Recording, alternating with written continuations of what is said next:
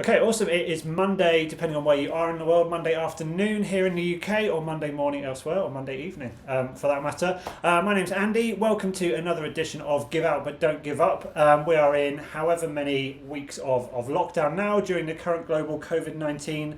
Let's call it a situation. I don't know if crisis is the right word. It's overused. This is your weekly informal coping mechanism to vent and air some frustrations and join the conversation. Super excited today to be joined by David Beeney, who will be my guest, who is an expert on mental health and well-being, particularly in the workplace, which I think is really relevant at the moment. However, David also has I'll let him introduce himself in just a moment, but David's also been through the virus himself. So, very interesting story. Look forward to getting David's story and discussing a bit more about the mental health impacts of COVID-19 and how it's affecting all of us. Before that, let's start, as we always do, with this week's rant. So my rant this week, I'm pretty sure I'm getting onto this every week now, but I was just reading about the banks again. So far in the UK, 1.4% of all of the applications for government-backed loan support have been processed and accepted. That's out of 300 and something thousand applications, only 1.4%. I think this is kind of really relevant to what we're going to say about the mental health aspect of things later, because all of these businesses applying for this support have human beings behind them who are trying to keep things moving, trying to pay salaries, and obviously the people who have salaries get a knock-on effect, and that has an impact on communities, on individuals, on families, on everything really. So I'm staggered to understand that all of the banks in the UK have just taken the 2 bank holidays off over the Easter weekend, so the Friday and the Monday, of which it is the Monday bank holiday today. So appreciate any of you watching may also be trying to find some respite from the craziness of the world at the moment.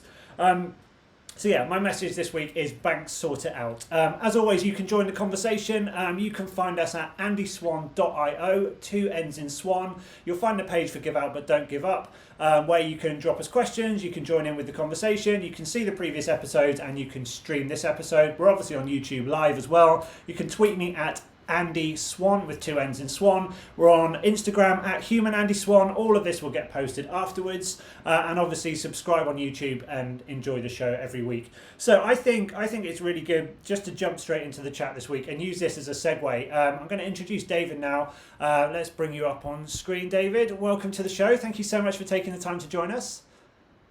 Hey Andy, it's a pleasure to be with you this afternoon. As I was explaining to you earlier, I've been in complete self-isolation for the last 11 days with the virus. Ouch. And you caught a really good time a couple of days ago, because this is my first interview or webinar with anybody during that time.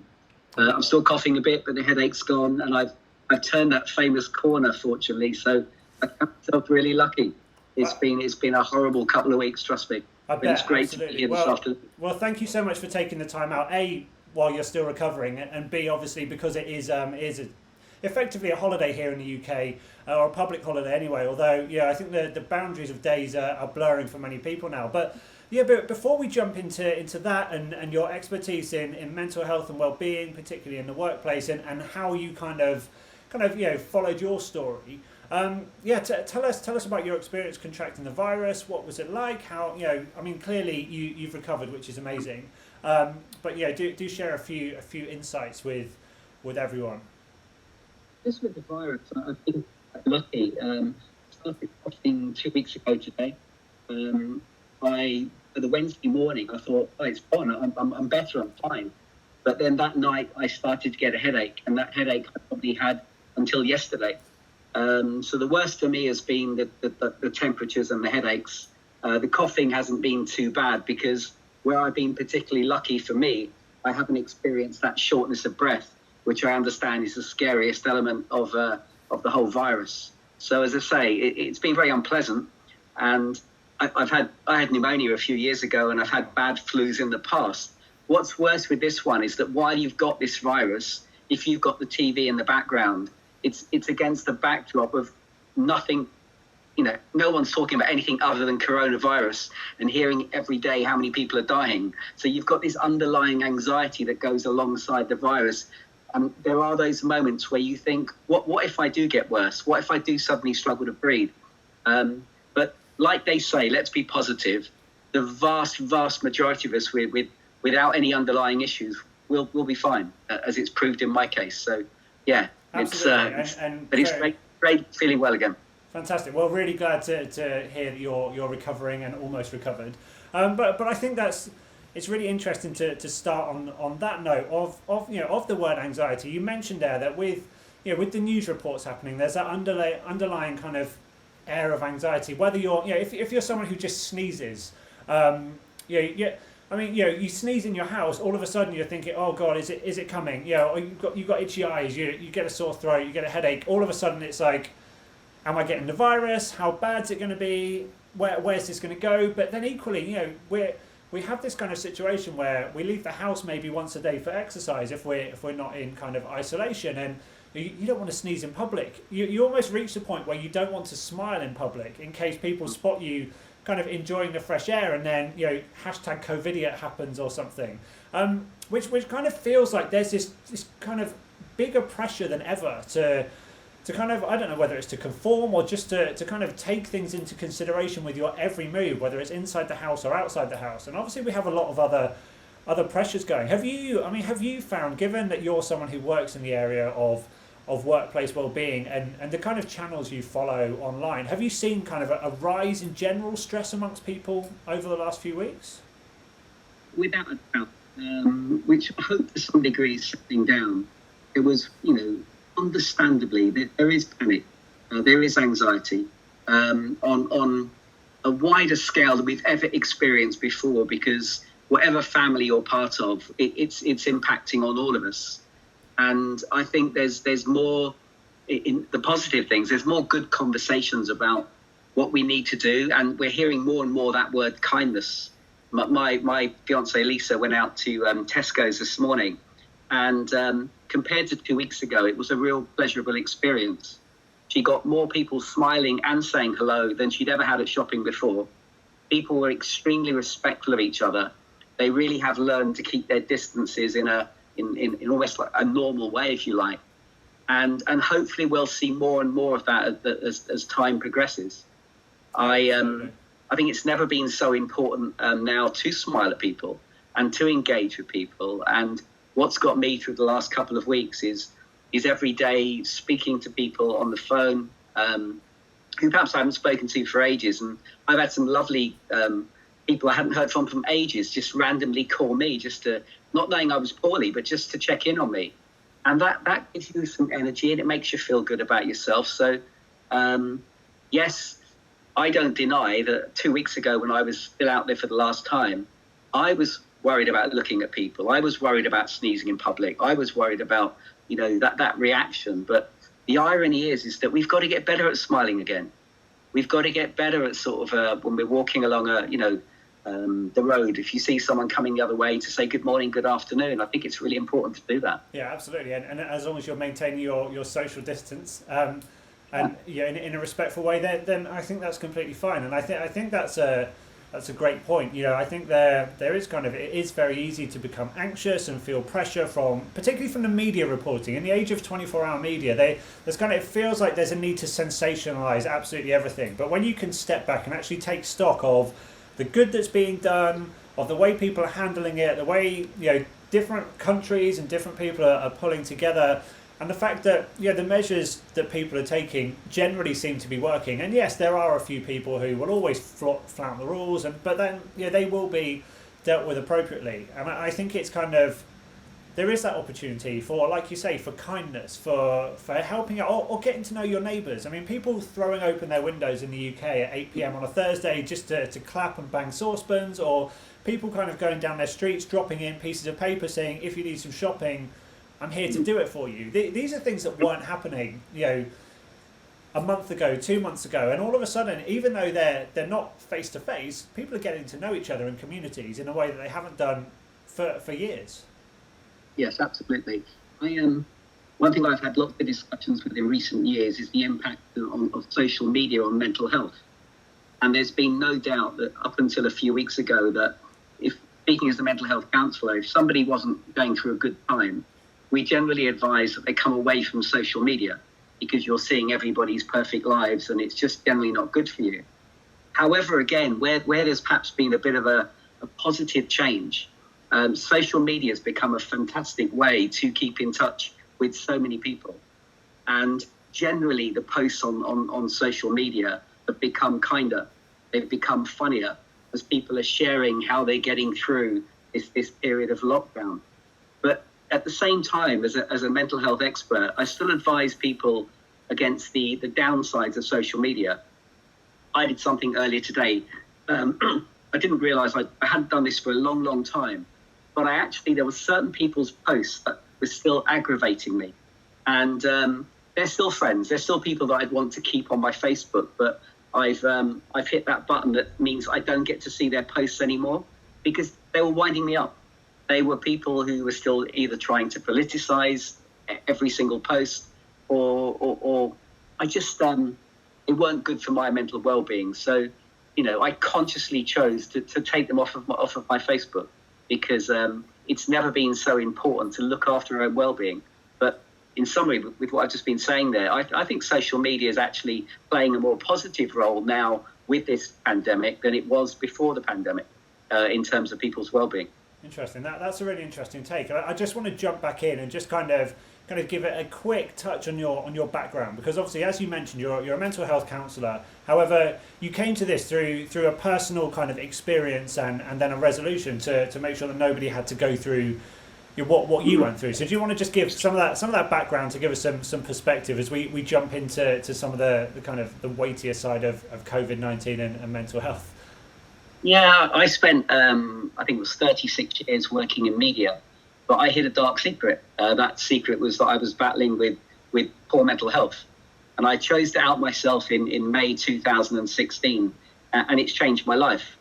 In the early days, I was just telling my mental health story in how easy it was to hide poor mental health and how much it held me back and some quirky things about it as well. But initially, I was just sharing my mental health story. But I realized after a few months that it wasn't enough.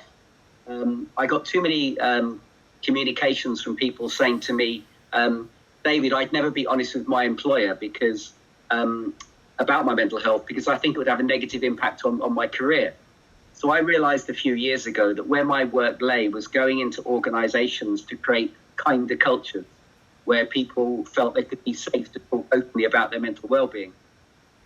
I said to you on the phone earlier today, if you'd have asked me a few years ago what my work was and be very succinct with it, I'd have said mental health. But these days I talk about trying to help organizations to create kinder cultures. And that's never been more important than it is now. So many businesses are having a lot of their workers working remote for the first time. And they're absolutely going into panic that how are they going to make sure that their employees are still working from home? Well, the key is kindness. If every time you ring somebody up, you start that call by saying, how are you, rather than talking about work, you're more likely to get them to continue working. So if we're going to emotionally connect with people, it's never been so important for an employer, whether you employ 3 people or 300 people or 3,000 people, that your employees think that your priority is their well-being, not your business results. Because the best way to keep your business results going is to look after your people. Absolutely, and I think that's, obviously this has been a big shift for a lot of people. People are suddenly working from home where they may not have been used to that. They've had new routines. They're maybe combining it with family commitments and homeschooling. We touched on homeschooling in the show last week, and I think what really interests me, and I think there is this. I think the word kindness is great, and we're seeing increasing every day. I'm kind of, if I go on LinkedIn or I go online, I see more and more kind of articles now saying, be kind to your employees, give them time to adjust, make sure they're supported, and open those channels of communication. And actually something you touched on at the start here is just check in on people, one-to-one, check they're okay. And I think one thing that I haven't seen explored so much yet, and I'm hoping that we can explore a little bit now, is that kind of, what happens if you are that employer? What happens if you're the boss? And I don't mean you're like the CEO of major global corporation. What if you're, I don't know, a company employs 50, 100 people? You know the faces of everyone who works for you. It's your baby. You started it up, and all of a sudden your business has kind of been locked down. You've lost all your revenue streams. You're not sure if you can pay your staff. You're not sure if it's coming back and how it's going to come back. You're not sure, how you're going to pay your personal bills.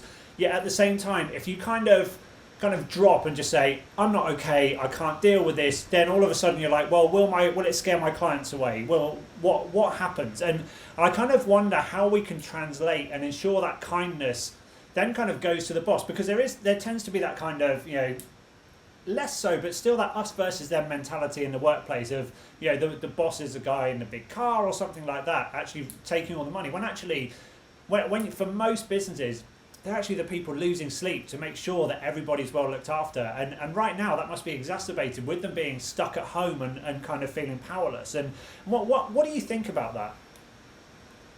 I think you more or less hit the nail on the head there. It's so important that bosses prepared to share their vulnerabilities. It really is okay not to be okay.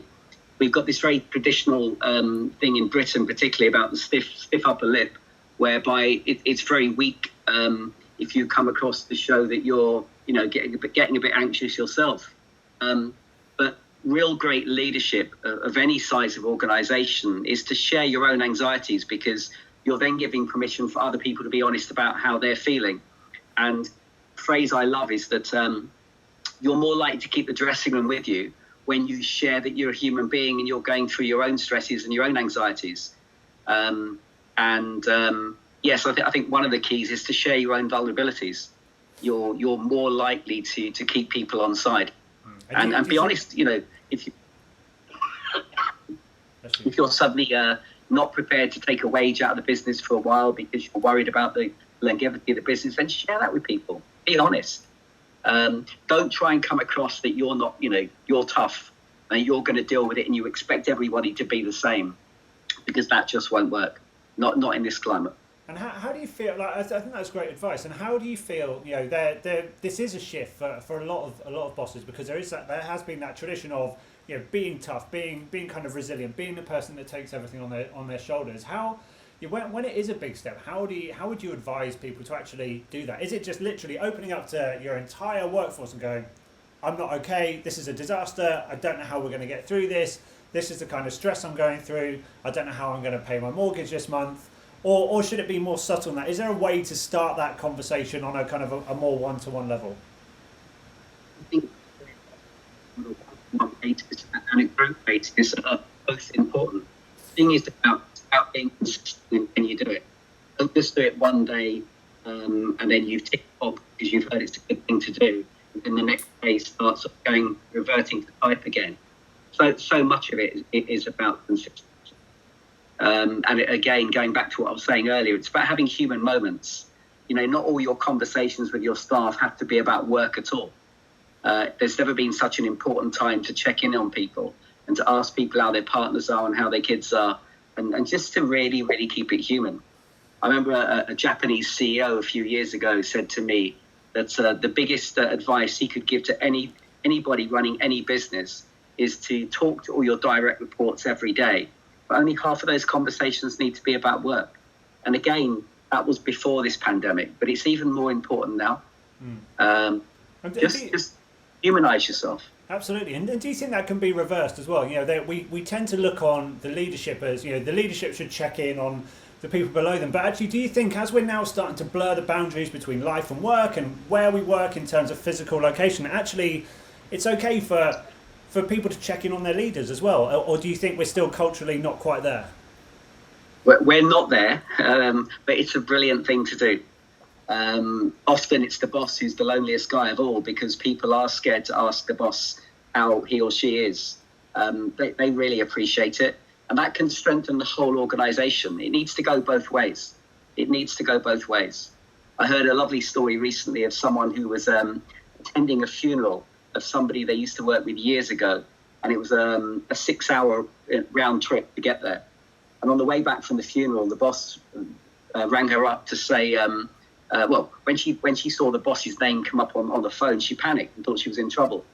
But he simply was ringing her to see how she was, because he knew it was going to be a tough day for her. A couple of days later, he called her into his office and said, do you know why I rang you? She said, well, not really. I just presumed because you knew I knew that person quite well. He said, no, a few months ago, I was having a really, really bad day. And you walked past my office and I didn't ask for one, but you brought me a cup of coffee. and you sat down for a couple of minutes and you checked in with me and asked me how I was. And he said you had no idea how much that moment meant. He said, no one has done that for me for a long, long time. So he said, that day when I thought about you going to that funeral, I was returning the compliment, the kindness. And that came about because he initially went to the big boss one day when it looked like he had the world on his shoulders, made him a cup of coffee and said, how are you? So yes, it's really important. It goes both ways. Really important. Absolutely. And to kind of take that instinctive kind of check-in thing and just bring it back more kind of around to the situation that most of us are in at the moment, maybe kind of being isolated at home. Are there kind of things you should look out for in people around you, whether it's colleagues that you're remotely communicating with, or whether it's people in your own family? Are there kind of signs that things may not be quite right that you should be kind of looking out for, and then maybe what you can start to do about that? You're looking really for any noticeable change in behaviour, whatever it is. And one of the problems we have is we don't know how to start that conversation without making someone feel awkward. Now, as a counsellor, we're trained to notice, not interpret, because when you interpret, you can be guilty of judging. So if I noticed, Andy, that your energy levels were down, I'm okay to say to you, Andy, are you okay? I've noticed recently your energies, are a lot lower than they normally are. And because it's factual, I've noticed it, you're more likely to give me an honest answer. So if you notice any change in behaviour, whatever it is, the brave thing to do and the best thing to do is to call it out, generally as part of a wider conversation. But just say to somebody, I've noticed a change in behaviour, say what it is and say, are you okay? It's okay to do that. It's not easy to do it. We're not used to doing it. Someone's got a physical health issue. You'll stay away. Are you limping? Are you holding your stomach? You got a bad belly? But when it's anything to do with what might be mental health, we really struggle to open up those conversations. Absolutely. But we've got to doing it. Yeah, and do you think as well, obviously being kind of isolated at home in many cases, do you think it's, particularly if people start to withdraw a bit, do you think it's very easy almost to fall in the trap of saying, why are you being lazy? Why aren't you pulling your weight? What are you doing? And kind of, again, how as individuals can we make sure that we're not reacting like that to people, and that we are kind of offering, not necessarily sympathy, I don't think it's sympathy, but the right level of support that isn't kind of pressuring the person further and exacerbating the problem? You've got to think about the language you use sometimes. So say, for example, you either a friend or a colleague, if I was regularly checking in with your mental health during the coronavirus, it's quite too invasive. You wouldn't like the fact that I was checking in your mental health, because we don't like to talk about our mental health. But if you and I had a fun conversation whenever we spoke, and I said to you, Andy, what are you out of 10 today? If you always gave me a 7 or an 8, and one day, even if you went down to a 6, that's a way of you telling me, yeah, I've dipped a bit. And what I can then say back to you, Andy, you're normally a 7 or 8, you're only a 6 today. Do you mind me asking what's brought that down? And because we're using numbers like that, it's an easier way to open up a conversation about well-being. What you're looking for, again, is a change, because your 8 might be my 6. But if one day, if you were always an 8 and you were even a 7, it gives me that opportunity to say, Andy, only a 7, you're always an 8. You okay, mate? And you might tell me, because we're talking about numbers, not about your mental health, if that makes sense.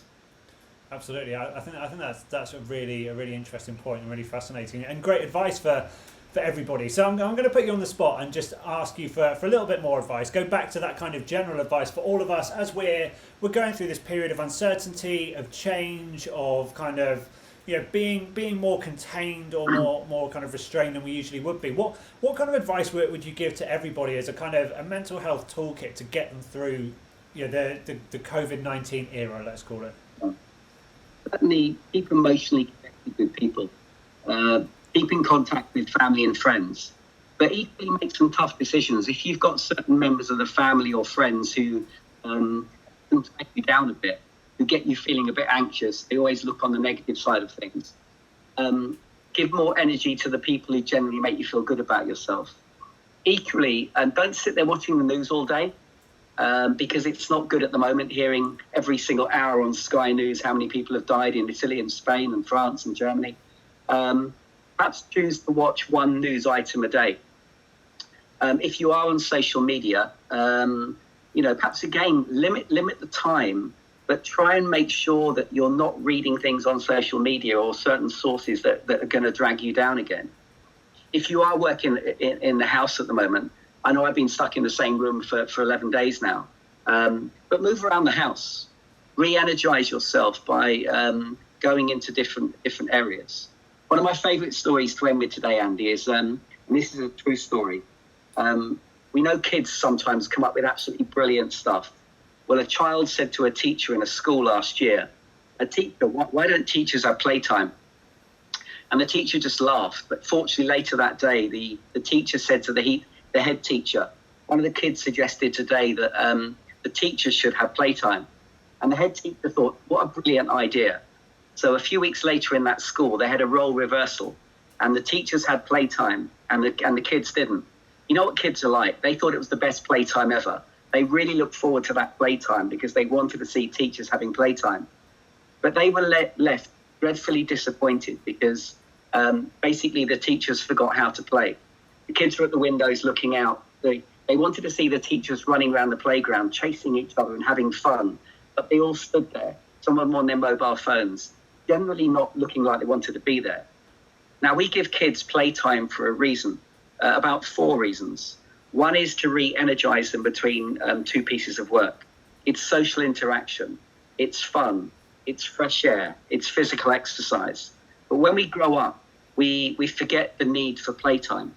So at the moment, we're having to look after our mental health more than ever before. So I'd say to you, Andy, are you getting enough playtime at the moment? Are you re-energizing yourselves between 2 different pieces of work? Are you maintaining social interaction? Are you getting fresh air? Are you getting sunshine? Are you still having fun? Because kids don't just need playtime. We all need playtime, adults as well. And by making sure you have enough playtime may just really help protect your mental health during this pandemic. Fantastic. I think that's some great advice to round up our conversation. I think it's brilliant advice for everyone. So thank you so much, David. Please before you go, please share with everyone watching where they can find some of your content, how they can see what you do, and get a bit more on your story as well. Thanks for that, Andy. My business is called Breaking the Silence. We advise businesses about how to create kinder cultures in the workplace. My website is www.breakingthesilence.co.uk. And if anyone wants to email me, my email address is davidbeeney@breakingthesilence.co.uk. You can also find me on LinkedIn, as you did. And I'll engage with anyone who wants to engage with me.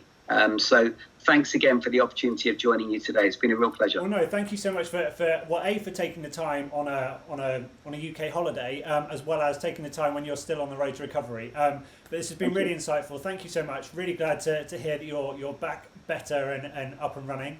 And yeah, go and enjoy the rest of your bank holiday. And thank you so much, David. I will do. Thanks, Andy. Cheers. Fantastic. So that was David Beeney. Some fantastic advice for all of you who are struggling or kind of looking at members of your family who might be struggling in these interesting times we're all in. And that's our show for this week. So don't forget, you can drop me a line anytime with anything you want to give out about. But remember, we don't give up. So you can contact the show via the form on the webpage at andyswan.io, 2 N's in Swan. Find us on @humanandyswan on Instagram, @andyswan on Twitter. You can share any questions for our guests. You can share anything anything you want to give out about. You can share any comments on the show, but please do subscribe on YouTube, and we would love it if you would tell 3 other people. Thanks again to David. Enjoy your week, and we'll see you again same time next week. Have a good one.